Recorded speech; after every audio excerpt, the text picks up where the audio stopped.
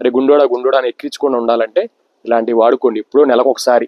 Onion, only ఉల్లిపాయ మాత్రమే, దాన్ని ఇలా క్రష్ చేశాను మిక్సీలో. ఇంకా మనం దీంట్లో ఏం కలపక్కర్లా. అయితే ఆనియన్లో యాంటీ ఆక్సిడెంట్స్ ఉంటాయి, అవి మీ పిగ్మెంటేషన్కి హెల్ప్ అవుతాయి.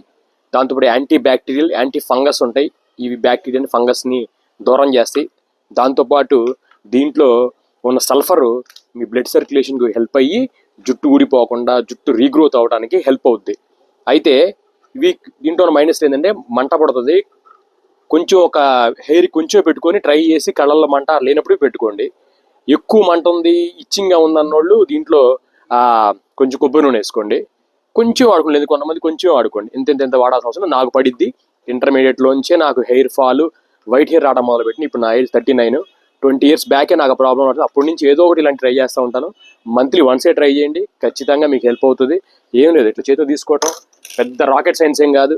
జుట్టు మొదరులోకి ఇలా పెట్టేసుకోవటమే. ఇలా పెట్టేసుకొని ఒక 10 minutes ఉంచేసి అయిపోయి 10 minutes నుండి స్నానం చేసేయండి. జుట్టు అది తడితడిగా ఉంటుంది కాబట్టి అనంగానే మొత్తం వెళ్ళిపోయింది.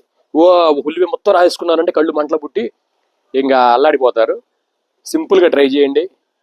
షాంపూలో ఉన్న ఉల్లిపాయ షాంపూలు, ఉల్లిపాయ కెమికల్స్ అవన్నీ కొనుక్కోనే కన్నా, అవన్నీ తెచ్చుకొని క్యాన్సర్ తెచ్చుకునే కన్నా న్యాచురల్గా జుట్టు ఊడకుండా ఒకసారి హెన్న, ఒకసారి ఇది డైలీ కొబ్బరి నూనె రాసుకోండి. మీ జుట్టుకి ఏ ప్రాబ్లం ఉండదు.